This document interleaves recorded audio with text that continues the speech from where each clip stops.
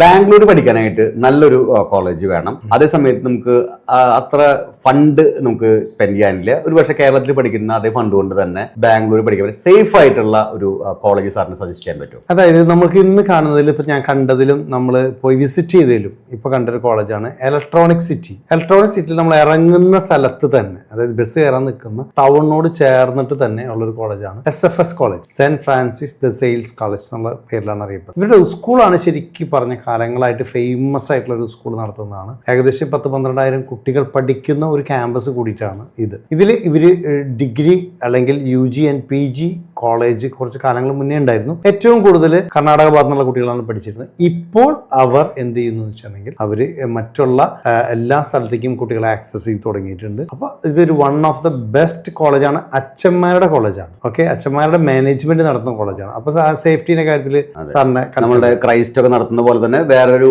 വിഭാഗം അച്ഛന്മാര് നടത്തുന്ന ഈ പറഞ്ഞ ഒരു കോളേജാണിത്. ഈ കോളേജിൽ സാറ് നമ്മൾ നേരത്തെ സൂചിപ്പിച്ച പോലെ തന്നെ ഒരു ഇക്കണോമിക്കലായിട്ട് പഠിക്കാൻ പറ്റുന്ന സാഹചര്യം എന്ന് പറഞ്ഞു. ഏതൊക്കെ കോഴ്സുകൾക്കൊക്കെ ആയിരിക്കും കൂടുതൽ ഇമ്പോർട്ടൻസ് ഉണ്ടായിരിക്കും ഈ കോളേജിൽ? അതായത് ഇവരുടെ മാനേജ്മെന്റ് കൺവെൻഷണൽ പ്രോഗ്രാംസ് ആണ് അധികവും ഉള്ളത്. ഇപ്പൊ നമ്മൾ എടുക്കുകയാണെങ്കിൽ PG നോക്കുകയാണെങ്കിൽ MBA തുടങ്ങാം, അല്ലെങ്കിൽ BBA, BCom, BA sir artificial intelligence എന്ന് കേട്ടിട്ടുണ്ടോ? അല്ലേ? BA ഒരു മാത്സ് അല്ലെങ്കിൽ അതിനെ കണക്ട് ചെയ്ത് ക്വാണ്ടം കമ്പ്യൂട്ടിംഗ് അങ്ങനെയൊക്കെ പറയുന്ന രീതിയിൽ BA തന്നെ കുറെ സ്പെഷ്യാലിറ്റീസ് കൊണ്ടുവരുന്ന ഒരു ഓപ്ഷൻസ് ഇവരുടെ കയ്യിലുണ്ട്.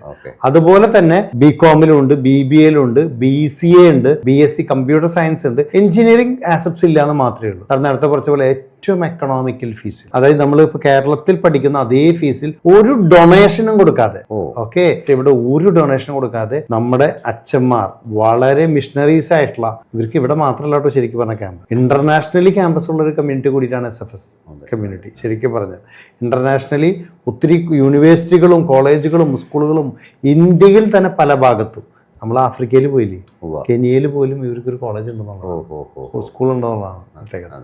അപ്പോൾ അങ്ങനെയുള്ള ഒരു മിഷണറിയാണ്. പക്ഷേ ഏറ്റവും നല്ല എഡ്യൂക്കേഷൻ കൊടുക്കുന്ന ഒരു ഇൻസ്റ്റിറ്റ്യൂഷനാണ്. സാർ നേരത്തെ പറഞ്ഞ തന്നെയാണ് കാര്യം, ഏറ്റവും എക്കണോമിക്കൽ. അതായത് സാർ കേരളത്തിലെ ഫീസ് സ്ട്രക്ചറിലൊക്കെ പഠിക്കാമെന്ന് പറഞ്ഞാൽ അതേപോലെ പഠിക്കാൻ പറ്റിയൊരു കോളേജാണ്.